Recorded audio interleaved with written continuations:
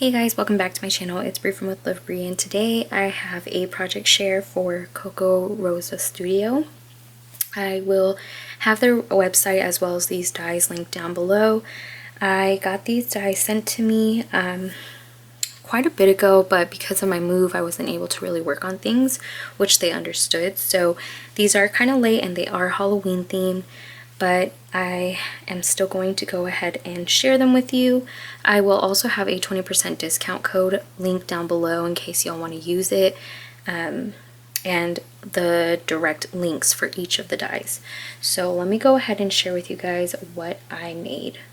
Alright, so the first die that I have here is this skeleton bear die, and I thought this die was so cute. I wasn't quite sure what I really wanted to make with it, but I just ended up doing some clothespins, and I did keep two of them off of the clothespins because I wasn't sure if I wanted to use them as just regular embellishments.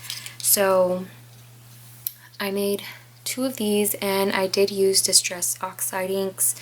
This one I did, I used my black soot Distress Oxide to color the little skeleton bone, and this one I kept white, but the background I did use Distress Oxides as well. So those are how they turned out, and they are on clothespins that you can get from Joann's, and I actually have them right here, which are the Park Lane ones. And when these are on sale, they're actually a really great deal, so I do recommend getting these. They're the really nice chunky ones. So I have those, and then I also made some pastel ones, and I did glitter these ones as well. So I don't know if you guys can see the glitter on the bears, but I did use some Distress Oxides to color the paper. I use watercolor paper, just because I had that on my desk, and it actually turned out pretty well, but that's how those turned out. Alright, so that was the first die, and then the second one is this Halloween like drip die, and they do cut out separately.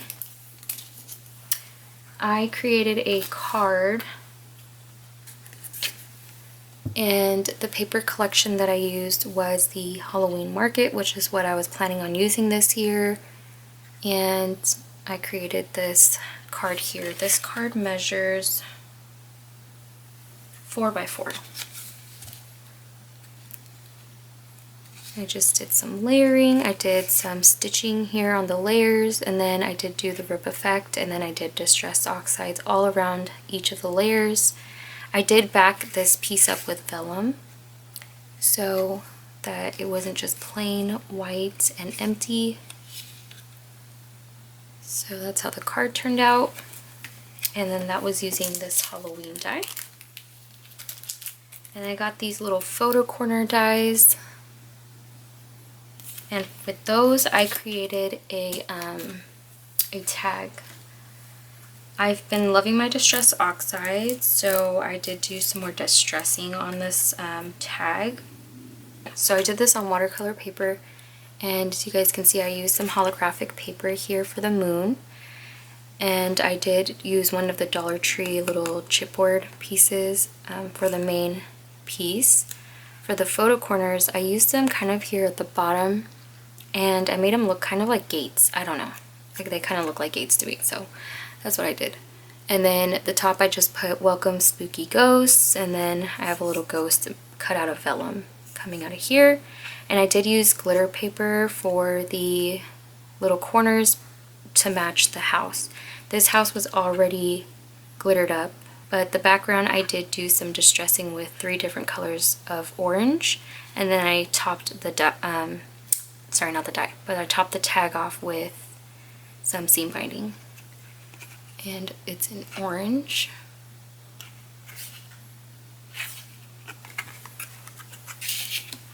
So that was that die. And the next die is this frame die, and it actually does have the layering piece for the inside. You get 2 different ones, so you get a large one and a small one. Yeah, You get a large one and a small one. And for these, I made some embellishments. So I made a large embellishment. And as you guys can see, I did do the layering. So I did the top layer with pattern paper, and I used some distress glitter from Tim Holtz Halloween distress glitter, and I just did the outer edges of it instead of using distress oxides. I used some chipboard. This was a spider ring from the 99-cent store. I used some ephemera from the Halloween Market collection, and then I also used some sequins in the corners to add some more texture and dimension. In the back, what I did was I used actually some, sorry about that, it said that my camera died, which is so weird because my battery was literally at 60%. But anyway, yeah, so like I said, I was using some Coordinations cardstock, and this cardstock you can get from Joann's, and what I did was I sanded the paper because this was that paper that you can actually like emboss with and sand, and it'll turn a different color. So this one was actually black and white. So when I did the sanding using a sanding block that I have, I actually did the sanding after I die cut it too, FYI, because it does do some embossing. As you guys can see, it's popping through after I distressed it. It was too bright of a white for me, so I took some antique linen distress oxides and I went over it lightly to kind of match the ghost, and the colors just went perfectly. So it wasn't like this stark white. It ended up being just like the ghost, a little distressed. But I kept this one pretty simple. The only thing that really took a long time was this sewing on the chipboard tree. It took forever, but I still did it. I wasn't gonna give up, so that's how that turned out. And then the same thing for the small one. I really love how the small one turned out. I did do the distressing with the sand block, and then I did go over with antique linen, and I just love the embossing on this die. And then I did the layer with the pumpkin paper. And then this cheesecloth I actually dyed at home, and I left the string here after sewing it, or sewing the little banner piece. I left the string to add some more texture, and that's how that one turned out. Alright, the next die is this raven die,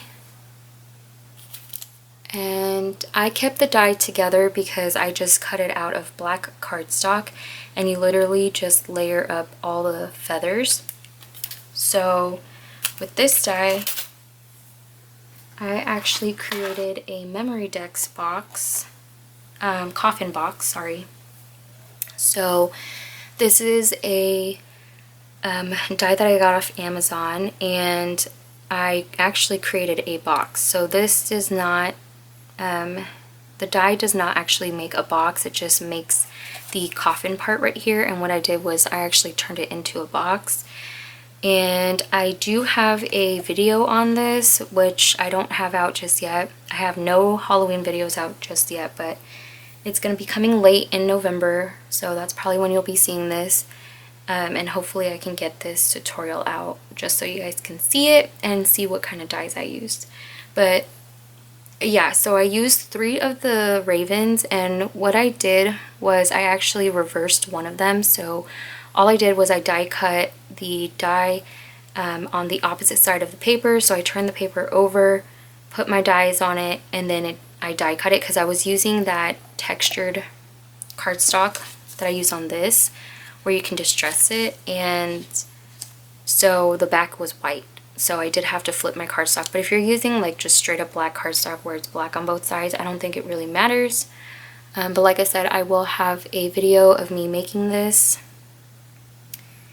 And I just decorated the box with 3 of the ravens, and I did do a lot of foam adhesive and layering.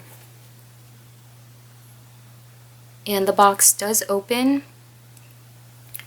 I just used some of this orange crinkled seam binding to keep it shut.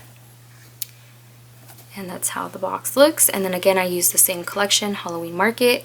And I used some diamond dots for the eyes of the raven, and as you guys can see, the leaves just layer on top of each other. I layered only this bottom one right here. Everything else was glued straight onto it. This one was just popped up. That was the only one that I popped up. So that's how that turned out. And then the next die was this bow die. I love my bow dies. I always grab them. So I got that one, and this is how they look. I actually used some paper from my design team that I am in from the Fairy Tale Club, and it's from Spooktober.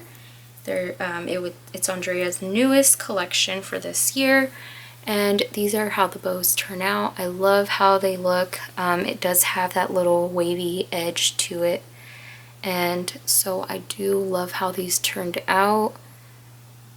And I made some of those using that collection, which is a pastel collection. And I will show you guys next on how I packaged it. You can get this die from there too. So this is a box die, and I did package some of those bows up in this box. So let me show you guys how those turned out. I used black glitter paper that you can get from Hobby Lobby. And I did use some acetate that came in my design team kit for Fairy Tale Club. Sorry, I totally spaced out. But yeah, I used some of the acetate that came with the Fairy Tale Club kit, and I packaged up my bows in here. And as you guys can see, I did use some alphas from Doodlebug, and it just says bows. I did do the stitching around with orange to keep the acetate also in place, because I don't trust like glue alone. And I did use some of the die cuts from the collection and some of the acrylic pieces.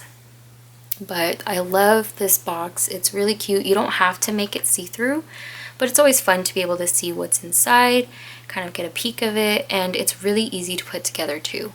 It barely fits in the standard size Big Shot. I do have a platinum machine, but I just used my standard one that I keep on my desk, and it worked perfectly fine. It barely fits. So that's just an FYI on the die size. And then when you open it up, I have 3 bows inside. And I did do 2 of these. So I made 2 of them, and then here are more of the bows. So there's one, and then the other one I put some bones inside from the Dollar Tree.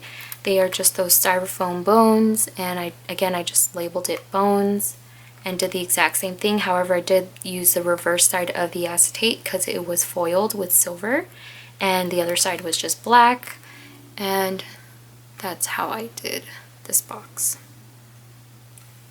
And then when you open it up, it got bones in there. So this is a perfect way to gift like some goodies for your pen pals, and to make a couple of them, because it really doesn't take long to put together. It's really nice to have a couple inside of your box of goodies. So that's the second to last die, and then the last one is this postage stamp die.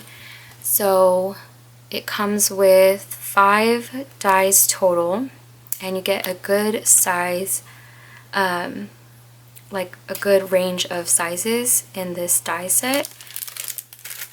And what I did was I actually created some pastel bag toppers, and it is using that collection from the design team that I am in from the Fairy Tale Club called Spooktober. If I remember, I will link that down below so that way you guys can check that kit out. But it's really a cute collection, and I got inspired, I think it's Shara who did it, where she did the chain, and I had black chain. So this is the die, and I did do 2 of the postage dies. I did the 2 largest ones, and I tried to stitch the little circular parts, and I was like, yeah, no, that is not happening. So I die cut it all over again, and then I just did some stitching in the center, but made sure I left enough space to where if I did a layering piece on top, it would still show through, because then that would just be a waste of stitching. So that's how that turned out. And here is how it looks with the dangles. Again, I just used some of the chain to go from one end to the other. I used some black eyelets on this one. And then I also added some of this lace. Do I have any on my desk? I don't think so. But I did do some lace at the bottom. And it's in this like really pretty peach color.